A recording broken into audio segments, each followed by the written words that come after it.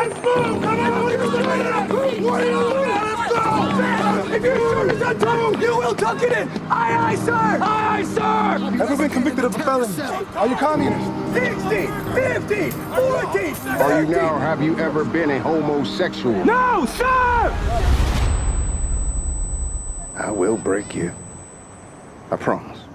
This was such an impactful film and very indicative of the times. I remember that kind of 90s thing where everybody was trying to recruit into the army and promised everything, you know, riches and education and on and on and on, with the backdrop of this war happening.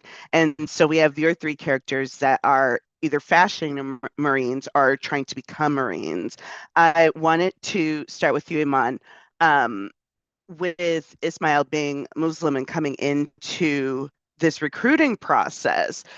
What was it like to kind of access his motivations and kind of portray that on screen?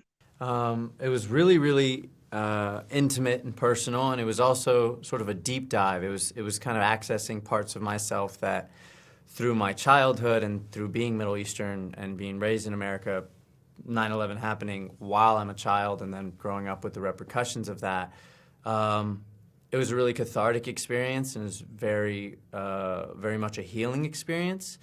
And then there were a lot of aspects of the character that I also wasn't familiar with. I'm not personally Muslim and don't practice Islam, so learning that, I had a wonderful consultant, Arij, and Elegance, and us three kind of came to the motivations behind why Ismail would join the Marines and why he would sort of put himself through being in that environment. And it really did stem from this idea that's so similar to Elegance, in the sense of not really understanding your own worth or loving yourself, and doing whatever it took to assimilate, to sort of find validation from the world outside of you, and for Ismail in particular, to fit into a country he was born into but doesn't present as.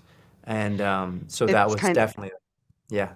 Right. It's kind of a by any means necessary type of thing. And then on the flip side, we have Aaron, who is really just trying to, your character is really just trying to provide for his family. Yeah.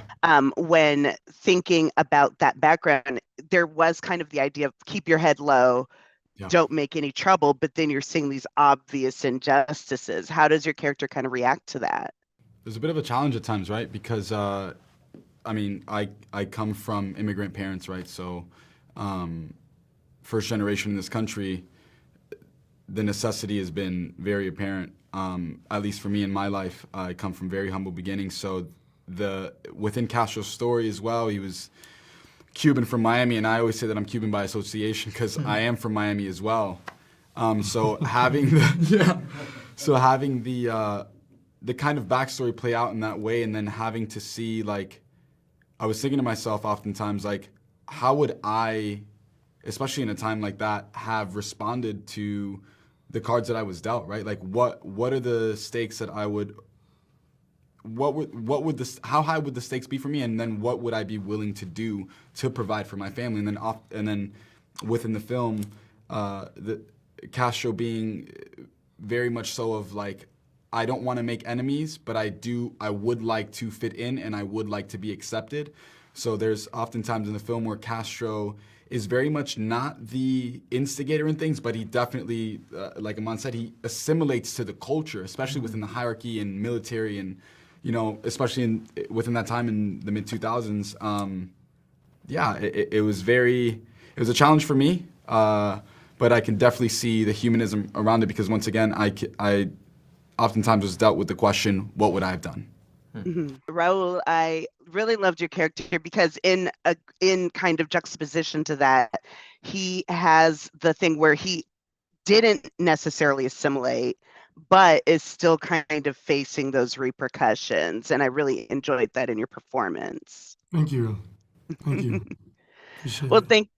thank you guys so much for taking time to talk with me today. And yeah, congrats on the film, and I wish you the best.